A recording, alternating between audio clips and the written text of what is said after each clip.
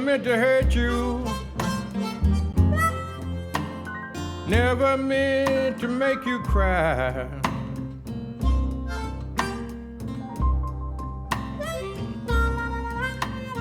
Never meant to hurt you. Never meant to make you cry.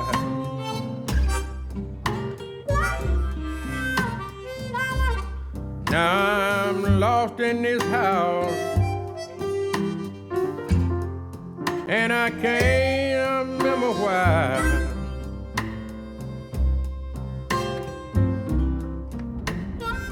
There's always been a fascination of the Deep South for me. You know, it's kind of like love-hate relationship with the Deep South. You know, I fear it. You know, I have this real insane curiosity to go down there and photograph people. We photographed alligator hunters, alligator wrestlers in '95, and then I heard this radio piece on this geriatric prison. From there, it just kind of catapulted into this 8-year odyssey.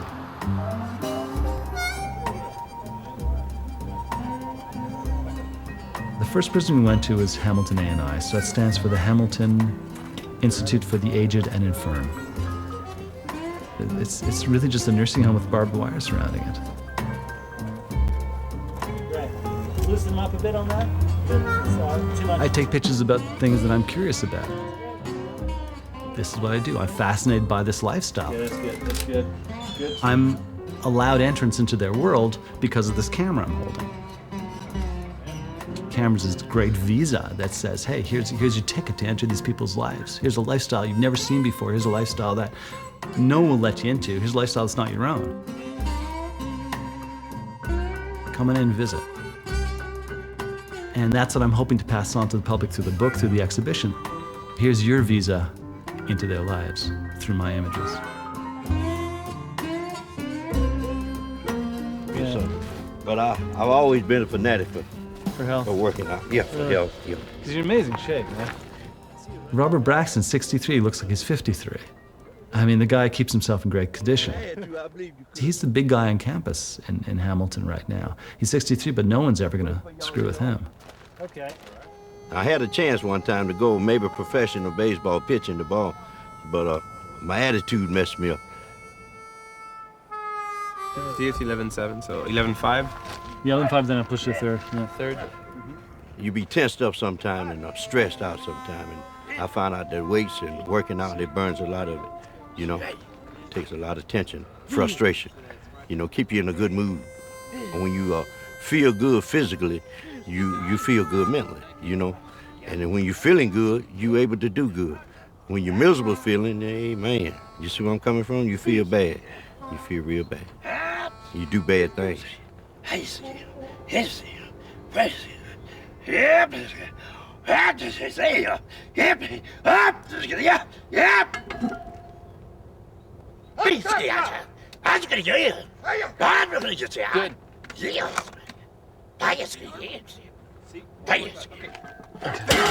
Nice, got it. 63. Most of these folks should be at home, I say, because it's nothing else. I believe they've been broke. I know I'm broke. And I'm quite sure that a lot of them guys in their condition, they broke. All they want to do is catch another fish and kiss their grandkids, you know. You ain't got that many more years on this earth. You know, some of them guys, and I can look at it and see it, you know, and it's a sad thing.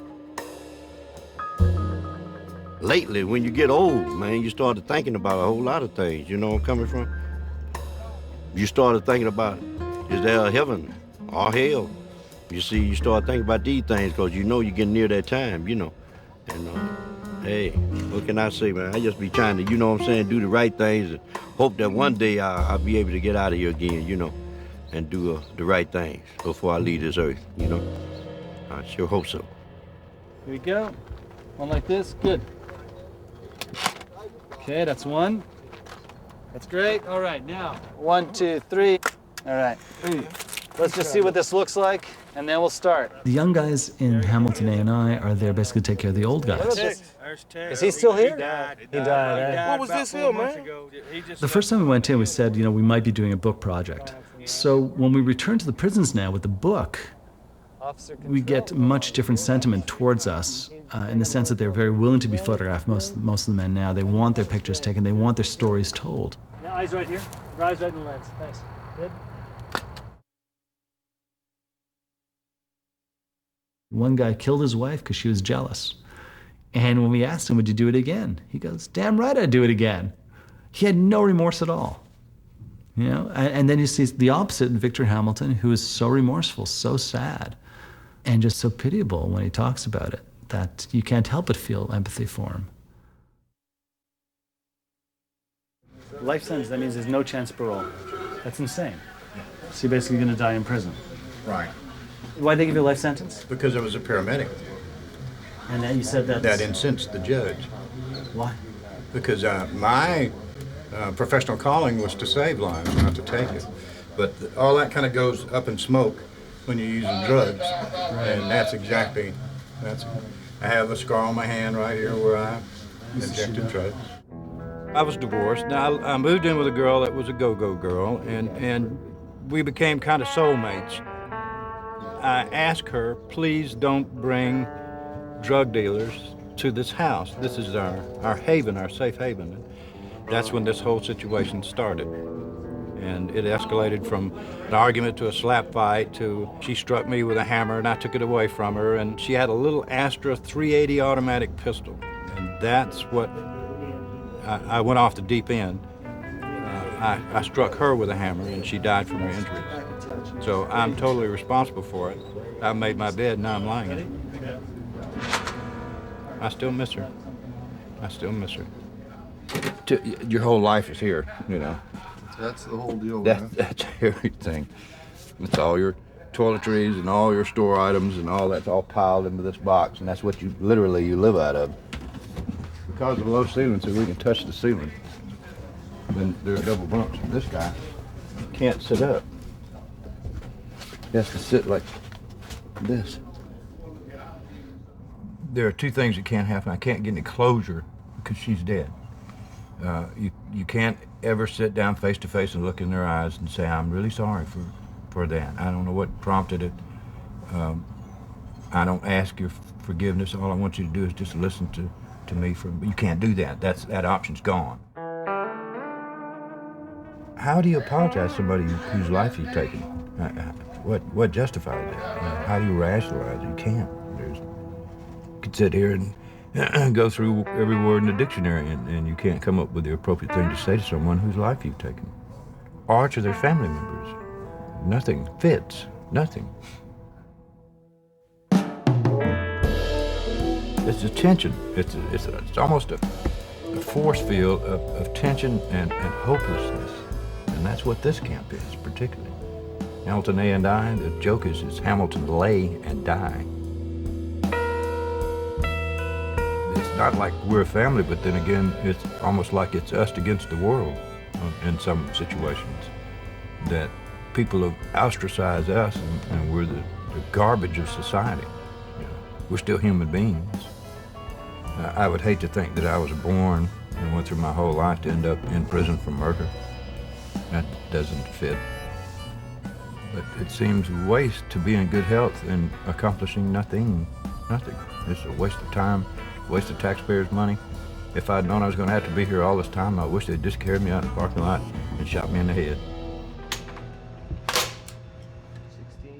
Who planned on coming to prison? Exactly. No. So you have this shoot. Everything comes out, all the pictures are great, transportation's good, your quarters while you're here are good, everything work, you're on time, on budget, on everything. Sure. And then you celebrate and you're out riding around.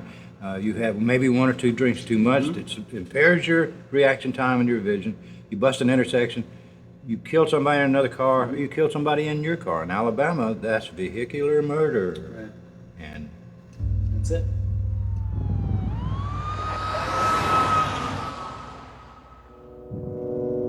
That was a Saturday night party.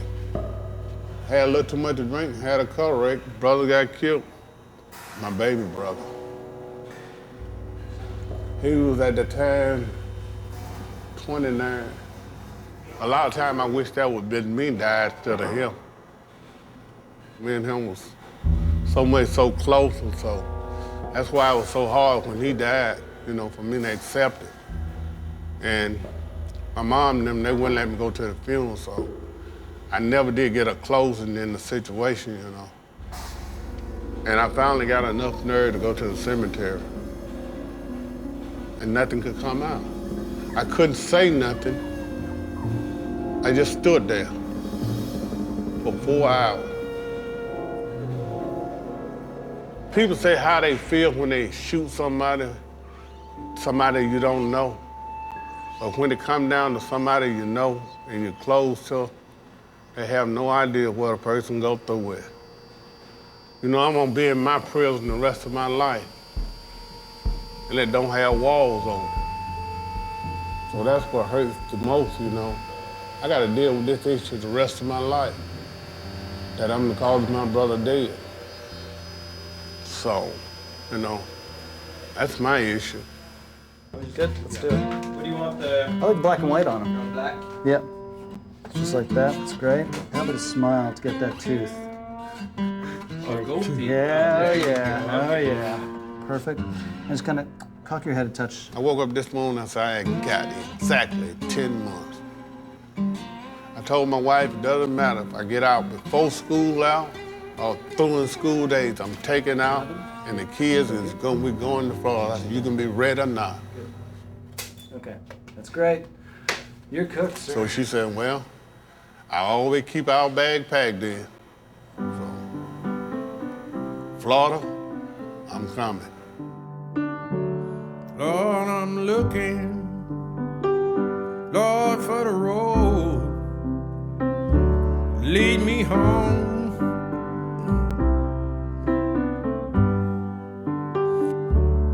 I've been searching night and day, Lord, but it seemed like I lost my way. Tell me where, Lord, is the road. I want to go home.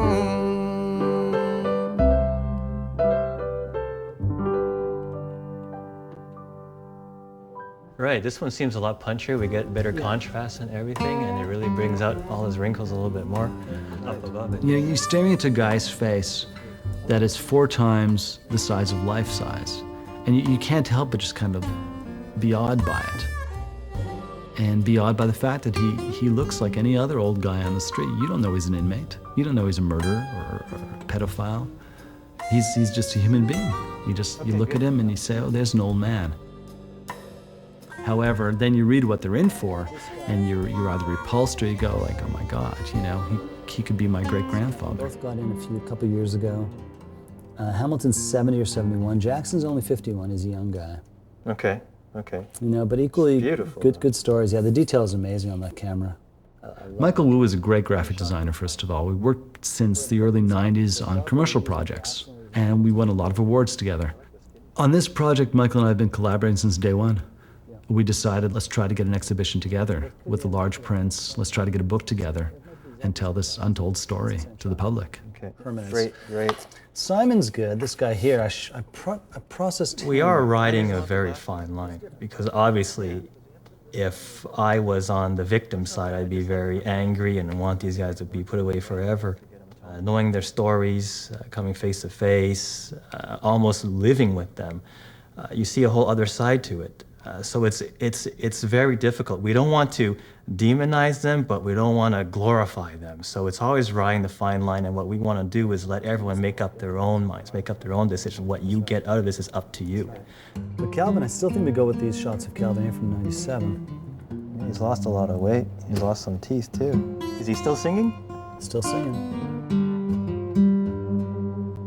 I've been in prison ever since '68.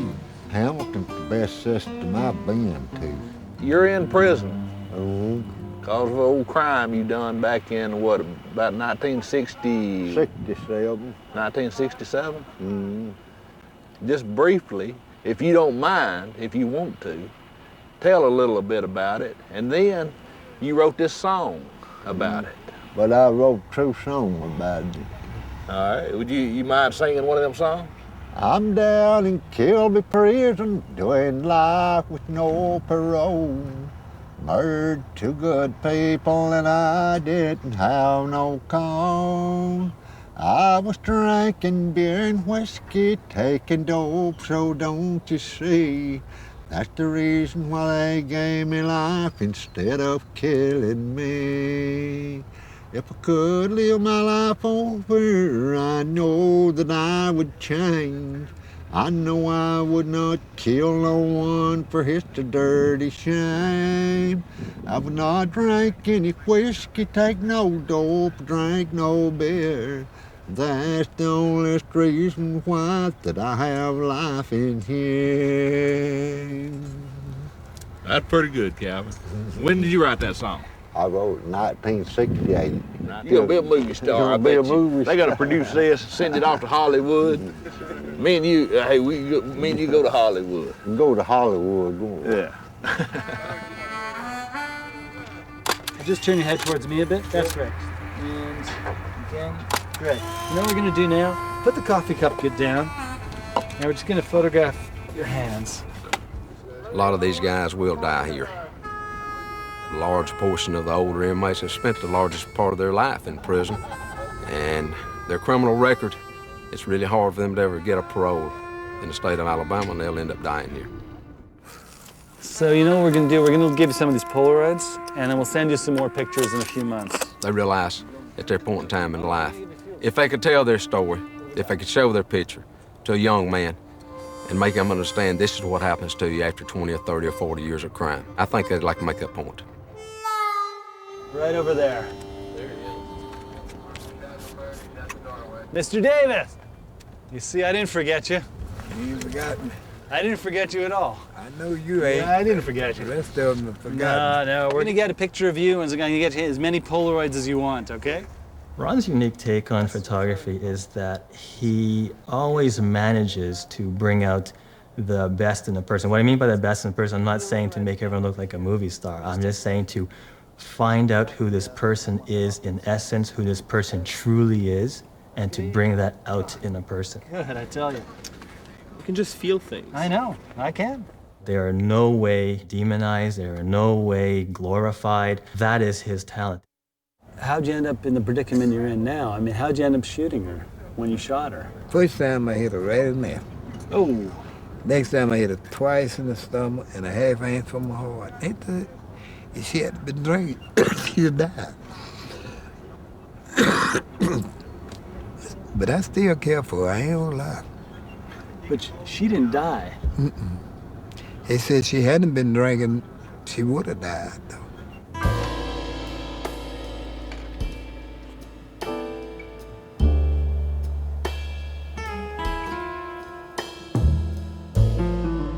I've never been in trouble before in my life. Well, as a matter of fact, I was in law enforcement for about 3 years. I've been on both sides now. And how about putting the chin down a little bit more?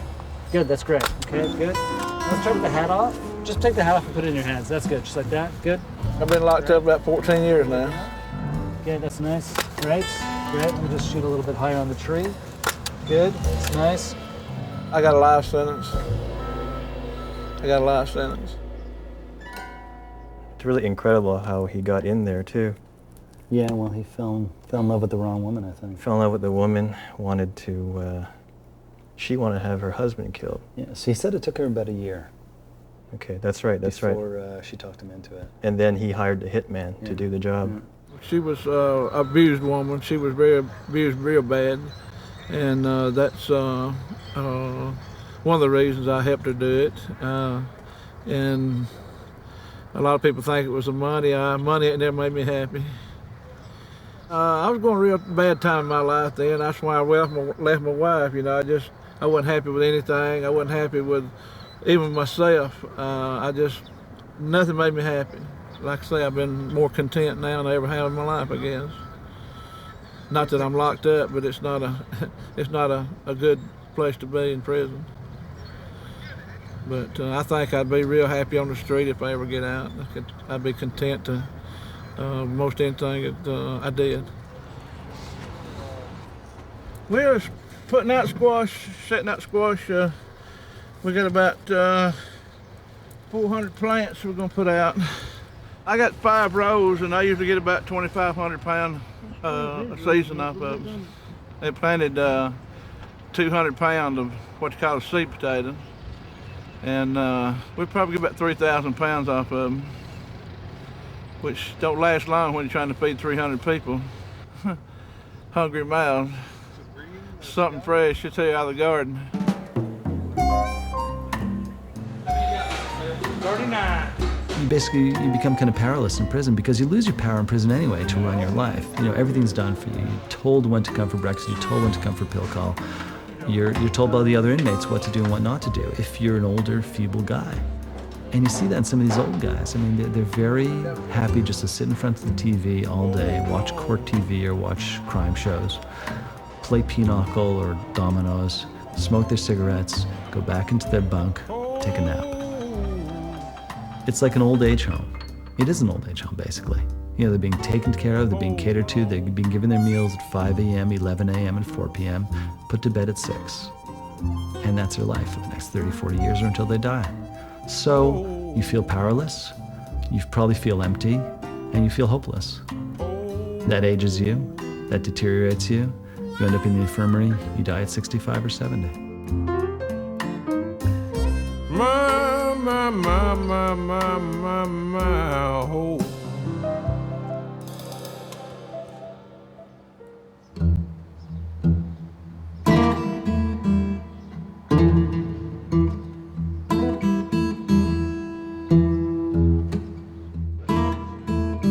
We're lining up here, right here for pill call. We do pill call here about five times a day. You're going to see about any kind of illness that there is here at this camp.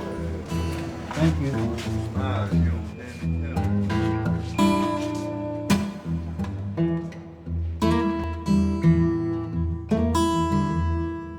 I have several schizophrenics, schizoaffective, I have bipolar, I have manic depressive with psychosis, I have PTSD, I have depression, anxiety, panic disorder.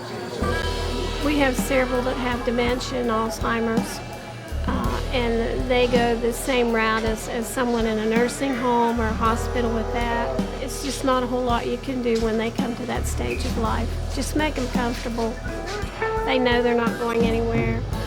It's hard to have hope when you know that you're not going anyplace, you're here forever. A younger prisoner costs about $20,000 a year to keep, whereas an older one is $60,000 to $75,000, just because of all the medical costs. Of course, they need the oxygen, they need the doctors, they need the nurses, they need all sorts of special equipment from crutches to wheelchairs, and they need pretty much 24-hour care. We see everything from severe diabetes to infections to tumors, hypertension, chronic lung disease, mental illness, just the whole gamut. Now this is from diabetic neuropathy. The neuropathy. Yeah, it's diabetes. That little feather thing. Close your eyes, don't cheat on me. Oh, please. I'm not gonna stab. I just want to tell me if you feel something. Hold on. What about that? No. That? Yeah. That? No. No. Yeah? No. Yeah. Most all of these have chronic disease, and that's why they're here, you know. And because of that, they're all grouped into this infirmary situation, you know, housed together. They tend to trade infections. It's very much like Army or nursing home because of staph infections and bacterial infections. They're easily spread by contact. I have Crohn's disease. Well, it's a type cancer. They say it's worse than actual cancer because it attacks every organ in your body. So it's deadly. I mean, you know, they give me a certain amount of time to live. So far, I've lived 4 years longer than they said I would. So, but I'm a strong-willed person, though. Mule-headed is what my dad used to call me. So I'm pretty strong-willed, and I don't feel like I'll die in the penitentiary. I want to go home to my family and, you know, hopefully live that long, go home, die at home, in my own bed. So the place has changed since '99, huh? Because this room wasn't here. Yeah, when you were here last, this room here housed the healthy inmates. Exactly, I remember that. And we've had to expand it. We've got 21 guys here. One of them right now is on his deathbed right over here. He's not expected to live very much longer at all. Okay, so Frankie, why don't you take a reading? We get 5-6 strong here. You get almost 8. 35.6, okay. You want me to close at 8 or no? No, we won't, because we won't need to. I'm gonna lose. Lock and load. And look right in the lens. Good. Mr. Whitley, why don't you tell us your full name? Boy, Edward Whitley. And how old are you, Mr. Whitley? 80. 80 I'll years be 80 old. in August. Okay, great. Yeah. Now, you're here in the hospital because what happened to you? What'd they find out? There's cancer in me here. In the esophagus? Yeah. And so you can't It's eat? a little tumor, they said, about that big between my heart and my esophagus. It's made got it pushed together and got a hole in my esophagus. Okay. And that's the reason if I try to swallow it, misses the belly and goes through the hole. Okay. But meanwhile, so they got you eating out of a tube? Right. Okay, I see. All right. Well, thank you very much. I think over the next 10 years, it'll turn more into a correctional hospital more than anything. But I think that's the future of the prison system. You know, you're gonna have to take care of the old guys. If you keep putting guys into prison, they keep growing old in prison, you cut back on the paroles and the pardons, you're gonna have these old guys in every state. You're gonna have a prison like this in every state.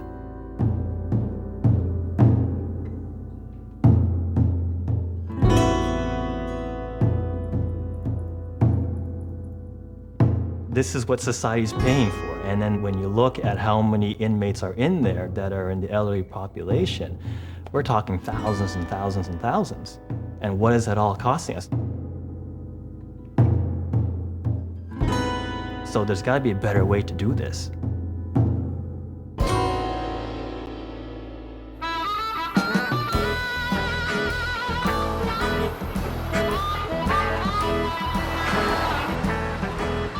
Back in '97, we decided, well, we've got to get some other prisons in here. We've got to make it a more global kind of story.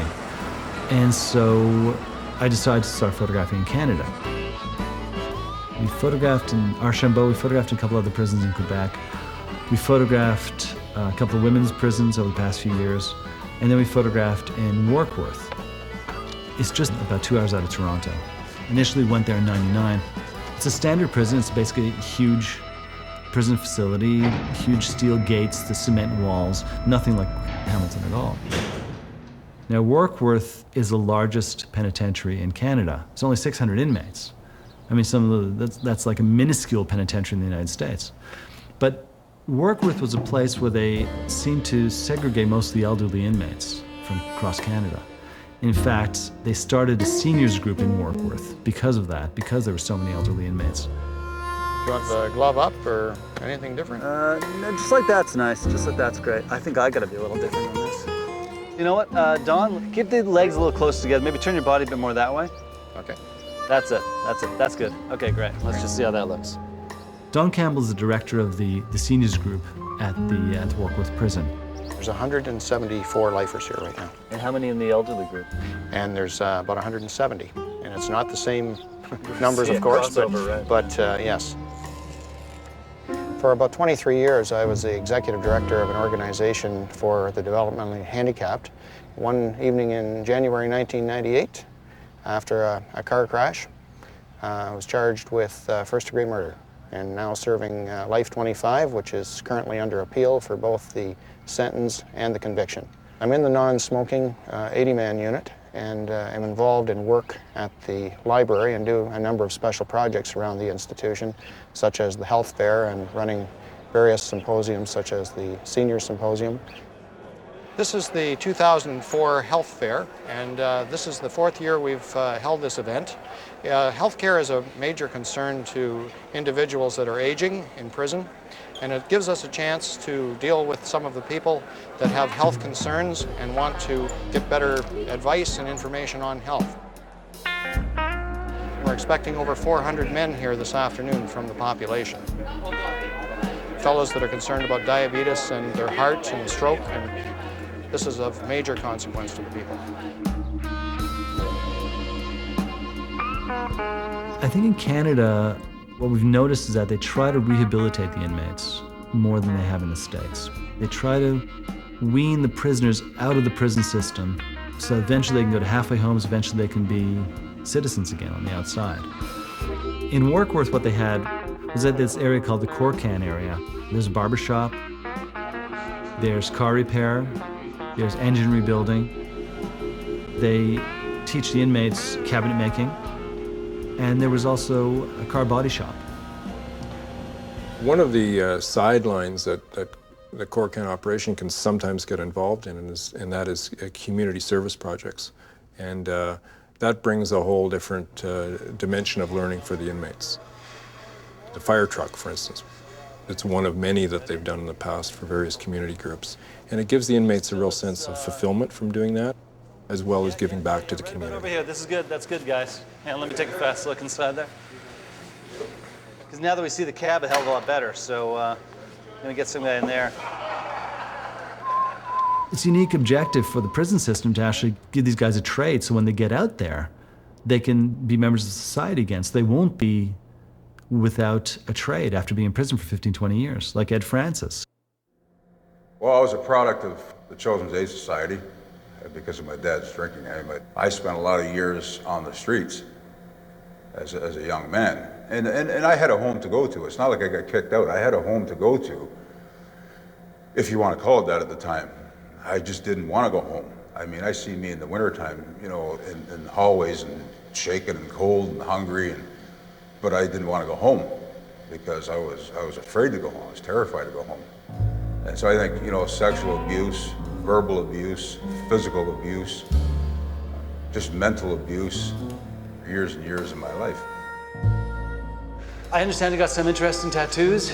Well, you know what? Oh, that's great. Like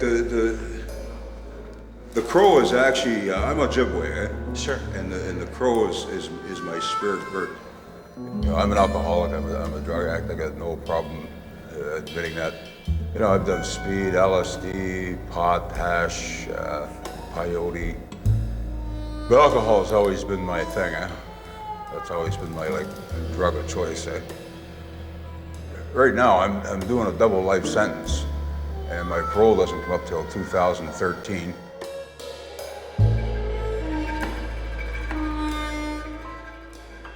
The police said after that it was just a cold-blooded, gangland style thing, and I resented that. I resented that because I had no idea what transpired up there that night. You hit the mother, the one mother, my one victim's mother, you know, I had her in court and she'd look at me and, you know, and she'd just look at my eyes and she'd say, you know what, why did you kill my son? Why did you kill my son? And what do you say? There's nothing you can say, there's nothing you can do. I can't bring him back, you know, they're gone. And there was a heavy price to pay for my alcoholism. There's a heavy price to pay for my stubbornness, for my pride, for my ego.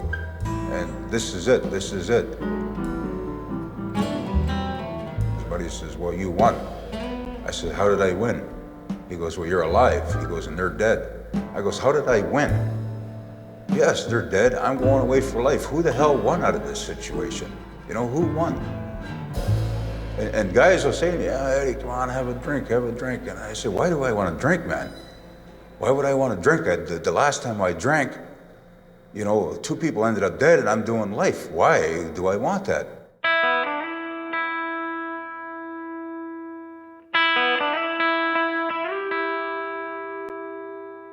Okay, I'm just gonna move the camera in a little tighter. You want to stick with black and white for a bit? Or? Yeah. I was an organist in churches for a number of years, and soloist in churches, and choir leader. All right, so yeah, keep looking where you were looking before. I had a brief stint at 2 different stints at the Royal Ontario Museum as a lecturer there. I worked for Indian Affairs as a music supervisor in Central Ontario. So I've had a wealth of experience. All right, here we go. Good. All right, that's 1, Thank you. I'm in for sexual assault. How many years they give you for the crime? Indefinite. Indefinite. Yes, so I could die here. A lot of men have. There's been 5 men died since I've been here. Aging in prison is very difficult because really the system is not set up to take care of the aging individuals who are here. For example, I take at least 25 pills a day, have 12 different prescriptions of medication because I have heart problems, lung problems, thyroid, and I'm a diabetic. McClure lives in the 80-man unit, the geriatric unit, over at Warkworth. And the place, is more suited for a fellow like him at the 80-man unit because he has the wheelchair access. So they've added all kinds of ramps at Warkworth, which is something I haven't seen at many of the other prisons. So easier for them to get around, easier for a man like McClure who's going to be in for a good long time. I think he's got an indeterminate sentence on him. The 80-man unit's probably a lot easier, a lot safer for the sex criminals because I don't think they get preyed upon by the younger guys. It's a little more privacy, a little more safety.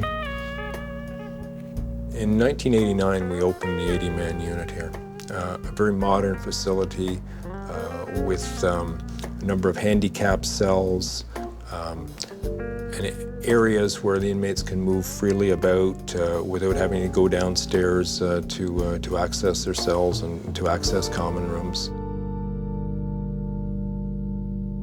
I was just in awe of the comments in the book. Very touching. It was such an eloquent statement to growing old in prison, but being old in prison and how harsh it is. And to see old men die in prison, I think, is the other point of this whole book. I love the book, and it's an incredible pleasure to meet you. I mean, Michael worked out pretty good 2 1/4, although I think I like the 4x5 better.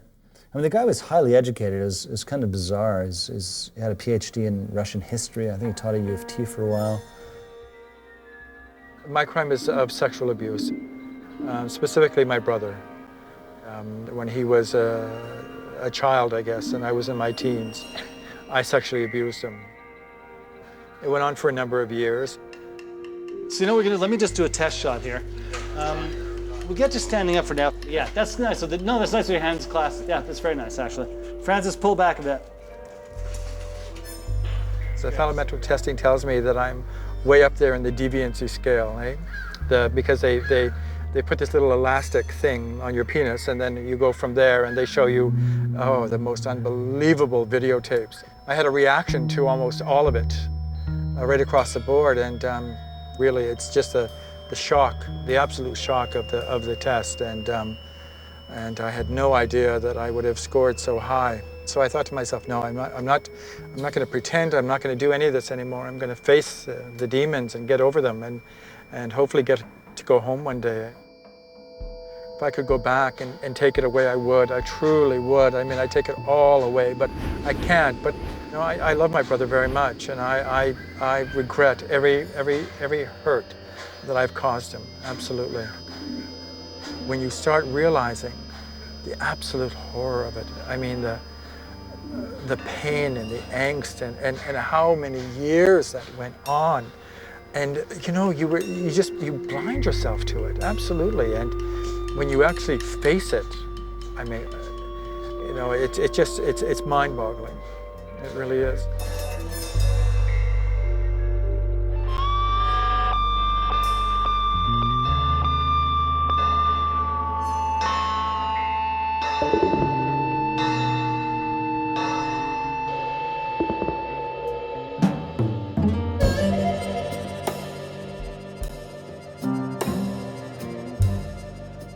Ready? And look right in the lens, sir. Good. Perfect. Am I in, though? Yeah, no, you're not in. All right. That's great. Okay, ready? I'll tell you when. Good. That's great. Ready? 1, 2, 3, go. My role is to really get the images out there. I don't think I treat them any better, any worse than I would any other human being on the outside. I don't think because they're inmates, because they've been given a long sentence and are in prison, incarcerated, I don't think I have the right to treat them any differently. Sure, some of them repulse me. What they've done repulses me. But I still think they're human beings. They deserve some respect from me, from anyone who talks to them. Robert Henderson basically spent most of his life in prison. I think it was 5 years, he said, that he was actually out of prison. And now he's back in at 7 years old. I've got over 45 years in prison, so there's not too much they can tell me about a prison. Okay. They only knew my stepfather. He was an alcoholic, and so was my mother. They were both alcoholics.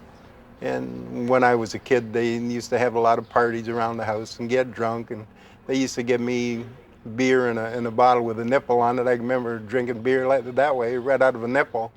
And then I remember drinking it out of the baby's bottle. And of course, you crawl around the floor, you get drunk, and they think that's funny, so they'd sit there and laugh. But it wasn't funny for me. Yeah. Later on, I guess, myself just turned into an alcoholic.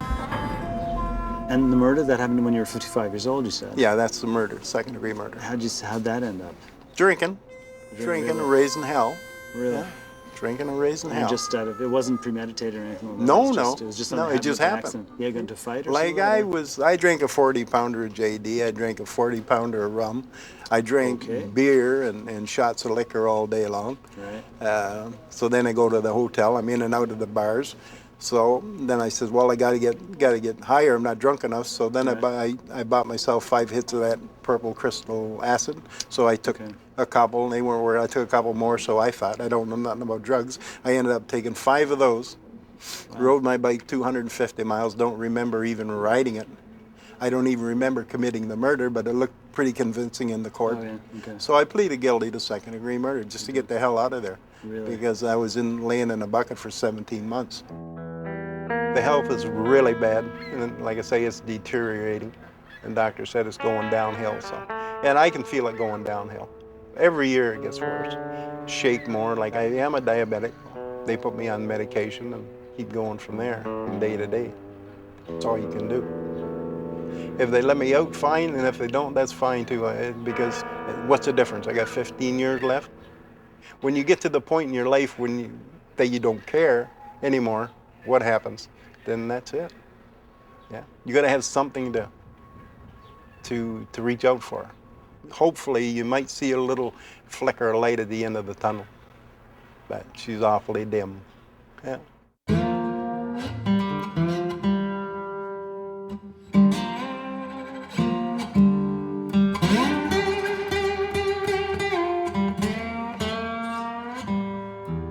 One thing about prison is it does give people time to think.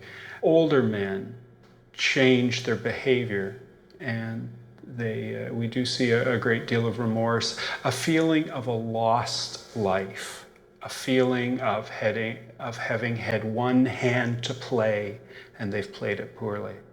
They become aware that they no longer have the skills to survive on their own, or even in a fairly supportive environment in the community, especially if they've been lifetime criminals. I mean, they literally don't know how to make a meal for themselves. And long-term institutionalization can decrease those skills because there's no chance in many cases to practice independent skills. So they become increasingly aware that they just couldn't make it out there. I would think that this is made worse over the last few years because of technology and the way life has speeded up. We have men in here who've literally never seen a bank machine. It's a combination of being frightened, and of course in the media, the outside world is portrayed as fast-paced, technological, and these men know that they just can't participate in any meaningful way.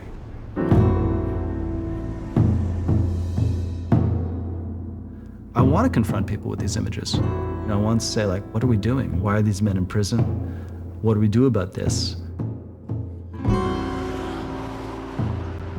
The elderly population in prison is really starting to mushroom because of the baby boomers. How do we deal with that? How do we take care of this? Is it simply just opening more geriatric prisons, or are there different ways to deal with this? I know that the correctional facilities in Canada and the United States are addressing this, and it's all new territory.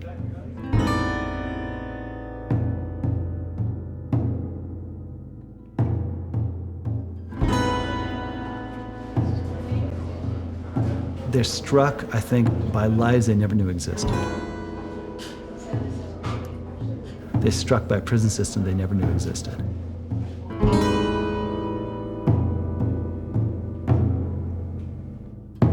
We do have an habitual offender act in Alabama, and it has increased our prison population tremendously, especially after his 3 strikes. If the crime rate remains as it is, nationwide, you're going to see an older, aged-in population as time goes on. It's going to grow, and there's going to be more and more of a need for aged, infirmed facilities to handle the aged, infirmed inmates. 20 years from now, can you imagine? You know, when the population's going to be significantly 60 and 65 and older that are going to be in prisons just like they're on the outside.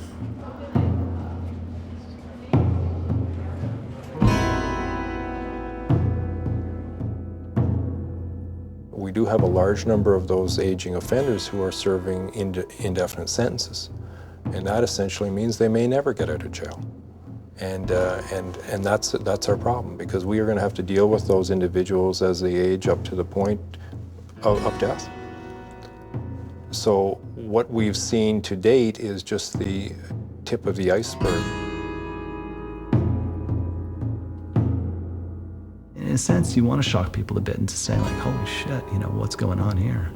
What are all these old men doing in prison? Why are they still there? In the same sense, a lot of people will walk away from that show and say, thank God they're in prison. Let them stay there. Lord, I'm looking, Lord, for the road. Lead me home.